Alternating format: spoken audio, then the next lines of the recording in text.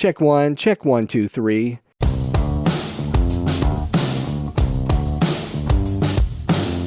Hey everybody, it's Michael Helms, also known as Michael the Sound Guy, and this is the Location Sound Podcast. You know, each episode we talk with location sound mixers, boom ops, and other industry pros about the various aspects of recording sound on location, whether it's for feature and independent films, TV commercials, interviews, any time where dialogue from actors is recorded. I started my career in the recording studios in New York City with some of the big artists back in the day, and later on projects for networks like HBO, Sci-Fi Channel, and the Cartoon Network. As time went by, I got out of the studio and began working in production sound. Whether you're a seasoned veteran or just starting out, thanks for joining us. Okay, my guest today is a production sound mixer and boom op based in Los Angeles, California. Please welcome Yancey Pon Franco. Hello. Now, Yancey, we always like to start off the show by asking, when you are working as a location sound mixer, what's in your audio kit? Just a rundown of your mixer, recorder, mics, and everything in between. Actually, I haven't mixed in a couple of years now, but whenever I do some like little small projects, favors for friends, anything to make them sound really good on a tight budget. But what I'm running is all old school, where it's a 442 into 744, running 411 and 211 Lectrosonics for my wireless, and currently running a Rode NTG3 for my main shotgun mic.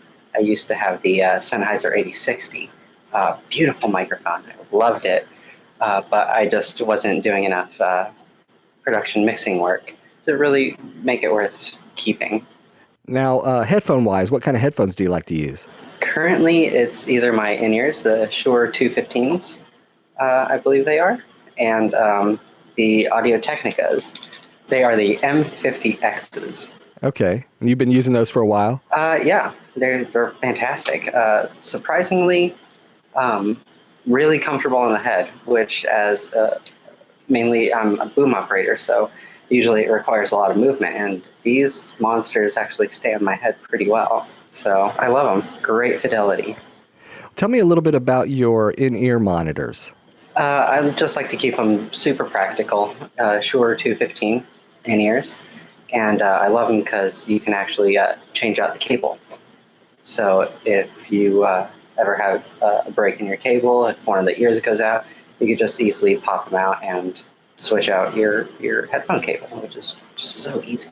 They just come in a stock size, and luckily I have a really good ear for that, because everyone hates the Apple earbuds because they fall out of your ears, and they fit perfectly in mine. So I guess I just have a perfect stock shape of ear. Now, and I've heard too, I guess it doesn't give you a lot of ear fatigue like regular headphones do, or? Right, because it's an in-ear, you can actually turn it down and you'll still be able to hear the clarity of it, which is so important. Take care of your ears. Now, when you're on set as a boom op, what is your, like when you walk on set for the first time, kind of what is your routine, I guess, that you like to do? Usually what I do is I get in and I walk around the set just to get familiar with the area, and try to pick out points where, if I were in camera, where I would want the camera. Places that look pretty, it's probably going to be seen, so figure ways around that.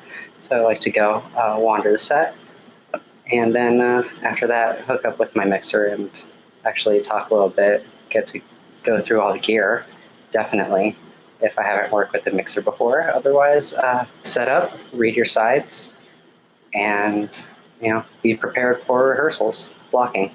That's my morning routine. Always get your coffee too. Now, when you're getting set up, every mixer is different. They use different gear. They have different microphones. So I guess it really just depends on the mixer, right? Yeah, pretty much. It's kind of like with wireless. A lot of mixers are going with Saxcom as well. So it always helps to understand all the different little aspects of that. But I think primary what I've seen is for interiors is the the Sennheiser NKH50, and usually a Sheps CMIT for main shotgun, and Sanken, the CS3. Yeah, great microphones. So I totally understand why they're so popular. Sanken has just such great reach. All right. Now, with your IFB setup, when you're monitoring your boom, say coming back from the mixer, how do you like to? Is there a mix? Is there a ratio that you like to hear? I hear sometimes people like to mix. They want to hear a little bit of the lav mic mixed with the boom, so they kind of know where they are. Do you have any kind of preference there? Honestly, it depends on the scene. Is how I gauge it. Most of the time, I like to just hear the boom. My main boom setup is going through the MM1. It's a little bulky, but I love it because you could actually just plug in directly into the MM1 and control your little business that way. And you still get the return feed from the mixer, which is awesome. And you could turn the mixer down if you need to. But usually I just like to go full boom, unless there's more than 4 people in a scene. Okay. And I guess for some of our listeners with the IFB setup, can you kind of explain how you have the MM1 hooked up with the IFB and just that whole process? Yes. It's actually really, really easy. You can go into either Lectra or Comtech or pretty much anything that you want with an 1/8" jack out. And you just plug that right into the monitor return. So you use your monitor gain to control that. Which just so handy, so handy, and especially I love the preamp in the MM1, which is the primary reason why I use it. All right. So what was one of the most interesting projects you've worked on so far? I think it would have to be a feature that I recently did, mainly because almost all of the lead characters were child actors. So it posed an interesting challenge to miking and booming and all that stuff, and being able to work around their schedule and what they're comfortable with. But I learned so much from the boom operator I was working with. I was working as a sound utility, and another mixer who are just so talented. I was just really blown away by how good the boom operator was. Gail Carroll Co. Is her name. She is just absolutely phenomenal. So I tried to learn as much as I could from her, and that's what I enjoyed so much. Being able to understand how she was able to get the perfect depth of hole and like perfect angle of microphone, just to get the perfect little sweet spot that we all love to hear, but every single time, and it was just almost effortless on her part. So I'm just watching and learning and trying to figure out how I could be that good and trying to see how she did it. Now, as an audio utility, explain to the listeners a little bit about what's the audio utility do on set? What's your job responsibilities? My job would be to get power for the mixer, take care of all the wiring, set out carpets, mats for reflections to help cover that up, seek out any sound irregularities, air conditioning, refrigerators, light hums, HMIs make an interesting amount of noise with their ballasts, so always be aware of those, as well as taking care of like foot foam on extras or actors or anything like that. And it's super important to develop a really good rapport with actors, as well as electric grip and wardrobing, because those are the people that you're going to work with the most. Wardrobe especially. Make really good friends with wardrobe, because they will help you hide a mic like nobody's business. And they have very creative minds. So if you don't think of something, they will. Basically, you are taking care of overseer of the sound department. Take care of your mixer, you take care of your boom. If you need to, you are a second boom. So you always have to be aware of what's going on set, as well as taking care of any behind-the-scenes stuff. If your mixer needs something, try to anticipate it if you can, depending on how the day's going. Yeah, just be there, be alert, be Johnny on the spot. Now, what has been your biggest technical challenge on set? Bathrooms. Bathrooms are always a tremendous technical challenge because it's both really reflective in terms of both visuals and audio. Usually bathrooms have a ton of mirrors, and people want to shoot in bathrooms that have a ton of mirrors because it's such a great visual effect, but it's such a nightmare for us. And usually someone's doing something with the water or they're splashing on their face, so lavalier is dangerous to have on them because it might short out. I was recently in a shoot where we shot in a bathroom and it looked great, and I had to be stuck in the shower, and it's always really difficult because I'm not super short, but I'm 5'7", so I'm not going to be able to see over the shower door. So I'm always kind of perched, and I have to balance my body in different ways to actually be comfortable enough to get what I need and dig out the voice. And it's always interesting because sometimes it's always just counterintuitive. You have to aim at the reflection to get the sound that you want. Otherwise, if you aim at the mouth or the throat, then it sounds usually too bassy or too thin, and it's a lot to have to play with in a bathroom. Other than that, grocery stores. Grocery stores are an interesting challenge as well, mainly because there's just so much miscellaneous sound, compressors and music and announcements and scuffles of people walking and just rattles of carts, odd little bits of dialogue from people in the other aisles, and the aisles themselves always pose a challenge because people like to do like this long business down the aisle because it looks great visually, but if we want to follow with the boom, we can't just like post up a ladder and just follow it that way, because eventually you're going to get to a point where your pole is just too long and you can't pull it back to actually get the pitch that you need to. And people love a walk and talk in a grocery store, so you're always trying to maneuver around all of the stuff in the aisles. And top lights, just the horrible fluorescent top lights that create so many shadows. And to like fix that, you have to play with the angle of your microphone to try to get it where you need it.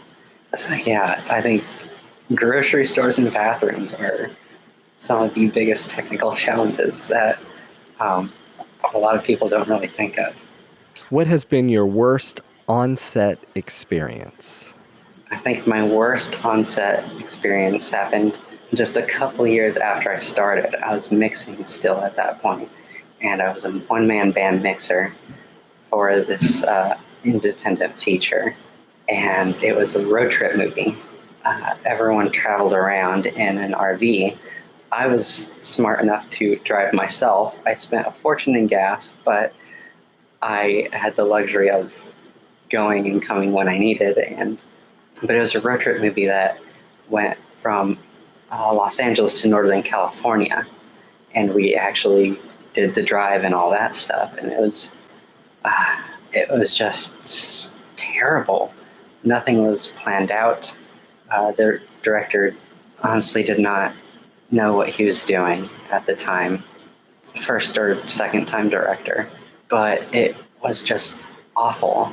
Some of the worst hours that I've ever worked, 16, 17-hour days of a lot of setup and then not shooting because decision changed, really for no reason, just because the idea was there. And it was just awful, just absolutely awful. Always hungry, definitely always hungry. And I almost got in a fight with the director, like an actual confrontation. And that was the only movie that I ever quit. And I took the audio, and the head of wardrobe for that movie, she was an absolute saint of a friend to those two folks because she convinced me to come back, and she paid me out of her own pocket because they couldn't come up with the funds. And it's just awful to have to put people in that position. I'm sorry, like no movie or vision is worth treating people that way, and to have to deal with anything like that, it was just garbage. I did get heat stroke, I remember, as well on that shoot, and it was just an absolute nightmare. And the only good thing was that I had my car. You were able to drive away if you needed to. Able to just drive away. Don't know why I didn't. I still sometimes think about it and be like, why didn't I just go? It wasn't worth it. In the end, it wasn't worth it, and I just should have trusted my gut. I mean, if you see red flags everywhere, just trust your gut. It's not worth it. Now, I was looking at your Instagram account, and I guess you were on a shoot not too long ago, and you guys got, like, something happened, and the thing got shut down, and you were stranded. Did I see that online? Yes. Basically, an entire crew was lured to Puerto Rico under the false pretense of shooting a movie. And we only did a week of shooting. And we honestly didn't need to be in Puerto Rico for that week of shooting because it was all in stage. But what we ended up finding out is that the producers were essentially just running a big scam where they were actually going to try to take out of our wages 20% to cover the tax exemption from Puerto Rico. So they're going to rip off the territory of Puerto Rico as well as the crew and basically just bounce. They were going to have enough to cut a trailer and try to promote that and get more money and essentially leave everyone stranded. We still haven't gotten paid. And this has been definitely a good couple months now, 4 months or so. I honestly don't ever intend to see those wages. I just need to claim them as lost wages. Yeah, these producers basically just wanted to pull a big old scam on the entire crew, and we had to fly ourselves home. Like, every one of us had to fly ourselves home. It's incredible how much they ripped people off. The hotel where we were shooting and staying, they ripped them off. Didn't pay their bill. Crew hasn't been paid. Vendors have not been paid. And it's just a big mess, which was unfortunate. Mm. Did I hear something too that something fell on set? Was that the same shoot? Yes, that was the same shoot. A disco ball that we had suspended. It was about 10 feet up, about 10, 12 feet up, and it came loose because I guess it wasn't it was just a cheap disco ball. It wasn't a proper prop that they should have used. But yeah, luckily no one was underneath. Definitely close by, but not underneath. Flats almost fell. The actual building flats that we were using were not properly secured, and they were not owned by our department. So they were using borrowed props that they had to figure out how they were built and dismantle and then rebuild. And the flats weren't properly secured. It almost tipped over, almost fell on the actors. And luckily they were quick enough to grab it. And like just everything that happened there, it was luck. It was luck. That sounds crazy. Yeah. Definitely terrifying. Glad to be home. No, you had to fly yourself there? No, they flew us out there, but Okay. we had to fly ourselves back because one of the producers canceled the travel agent that was being used. So Wow. Everyone who booked their flights through the production got their flights canceled. So marooned on an island. When do you get to say that? I know, that's crazy though. Wow. Now you're the member of the union? Yes. Now, many of our listeners, they don't really know a lot about the union, so tell us a little bit about, like, should they join or not? When is a good time to join? When is not a good time to join? I don't know. That's honestly a very tough choice. I only recently got in 2 years ago, a year and a bit ago, but I've been working in production sound for 7, 8 years now, and a lot of people had pushed me to try to join earlier, but I didn't feel like I was properly prepared to the point where I can comfortably do union work and not have to continue to go along this large learning curve. And I also had to try to know people, know other mixers who were also in union and getting work and rostered and all that stuff. But I don't know, when to join is definitely an individual choice. If you're bold and you know you can do it and you know you can learn quick, then go for it. Get your days for contract services, which is a nightmare, and do all the safety classes, get rostered, and join up. And once you're on the roster, then you'll hopefully get calls. That's depending on how many people are working as well. It helps if people like you. But if you plan to make a career out of it, definitely join the union. Join the union, go to the meetings, and talk with your representatives in the office, because politics is a big part of that. You have to understand the politics of it. Figure out how the voting works. Figure out how to be a representative if you want to. If you're not happy with something in the union, then definitely do your homework, learn that, and run for a position. But yeah, if you intend to make a career out of it, absolutely join the union.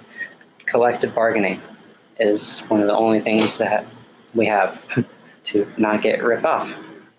Well, tell us a little bit of the difference of working on a union job versus a non-union job. Working on a union job essentially ensures that you have all the protections of the contract. So that way your safety is better assured and essentially just better treated, better paid sometimes. But overall, I guess it mainly just depends on the crew and the type of shoot, honestly. TV is usually the same crew, and there's day players that rotate in and out, but it's a formula. So as long as you know and follow the formula or can learn the formula very quickly, everything is generally a well-oiled machine to make everything happen and get everyone out on time. With a narrative feature, it's definitely a little bit different, and that's always up to the AD and director. And sometimes a lot of it changes based on creative choices wanted or needed to be made. But usually larger crew. Usually a larger crew for each department, so a lot more names to know. And that's one of the hardest parts of just being on set, just learning everyone's names, because you got to make friends if you're gonna have them be amiable to helping you out with whatever you need. Depending on where people live and depending on how much they're working, I've heard that there's pros and cons, and I don't always get a chance to ask, so that's great. Definitely has, at least from the shows that I've been on, it's been my experience. What is the biggest mistake you feel that a lot of audio newbies make when it comes to working on set, just getting started? Don't act like you know everything. It's really okay to not know. And I know we all like to think it, but your department is not the only department. It's all about collaboration, and sometimes you have to give and you have to rack your brain for solutions. I think a lot of new people have an interesting confidence because they've learned one way, but they don't realize how much they can bend things. And a lot of them aren't as cooperative when on set. And then it just gives you a reputation for being like a curmudgeon or just rude. And if I saw a director of photography only shooting one way, I mean, if he only loved hard light, and refuse to give, then, how can you tell your story if we can't get our tools where they need to be? Yeah, I guess humility. And I don't want that to be taken in a bad way. It always feels good when we're right. And when we know a certain thing, and we're comfortable that we know it. But there's just always more to learn. You should be learning every day on a job. If you're not, then you need to shift your perspective over a little bit so you can see it from a different angle, and then you'll see something that you didn't realize before. You'll find a new way to wire someone, or you'll figure out something that you did with the boom that really dug out a voice perfectly.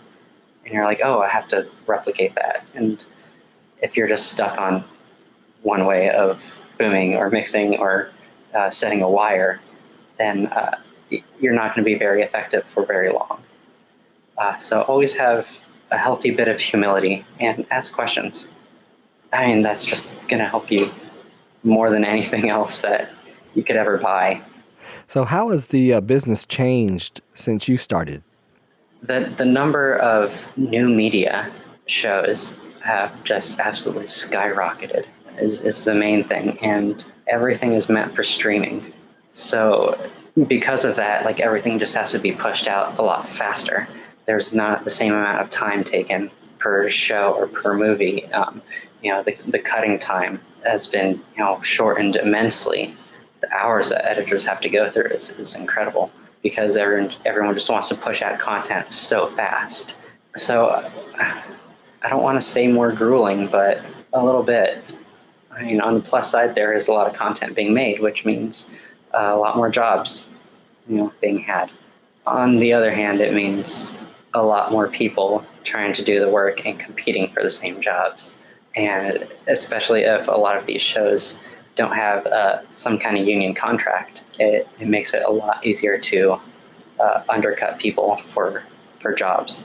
And then it ends up being cutthroat rather than cooperative, because we should all be trying to stand together for whatever rights that we do have, and for honestly dignity, because we don't want to be mistreated. Union or non-union, we should kind of all cooperate. I mean, I don't know. It doesn't seem like that too strange of a concept, but we just all want to, be cutthroat and be like, yes, I got the job. I beat out that person, when you honestly just beat yourself. And when you say new media, you're talking about stuff like YouTube and things like that? Yes, YouTube, Hulu, Netflix, Amazon, and I believe a lot of networks are also trying to do more stuff for streaming as well. I believe ABC and CBS are developing their own stuff for their own private streaming services. That's true. So if some of our listeners wanted to get into location sound, what would you recommend that they do? I definitely don't want people to just buy gear and start mixing, because there's just so much that goes into mixing and the structure behind it, that it's almost impossible for someone who is new to the game to effectively do it well and cooperate with the entire crew as they would need to. Work for a little bit as a PA and get to know the sound crew. If you genuinely show an interest in what they're doing, they will take you on for a couple days to shadow.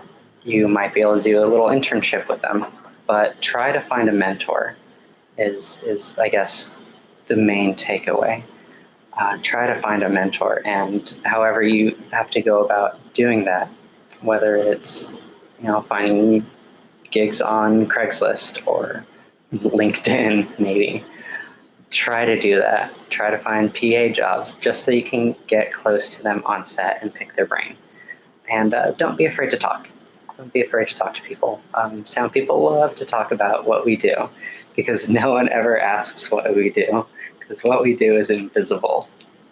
So you don't realize what you lost till it's not there, is all of audio.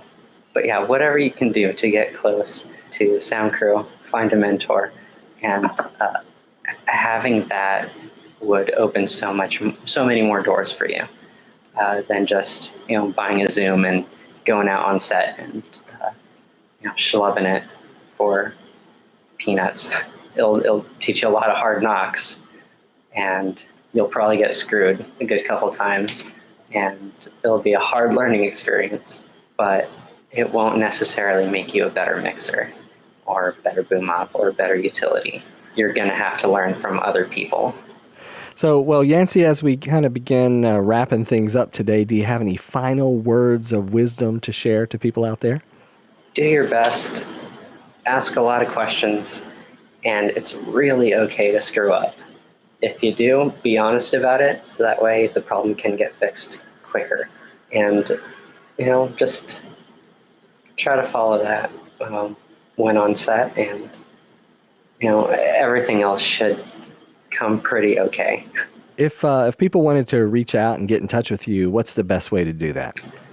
Through my Instagram would probably be the quickest and easiest way. Everyone seems to have Instagram. So @BoomNinja Hears You on Instagram would be the best way to get in contact with me.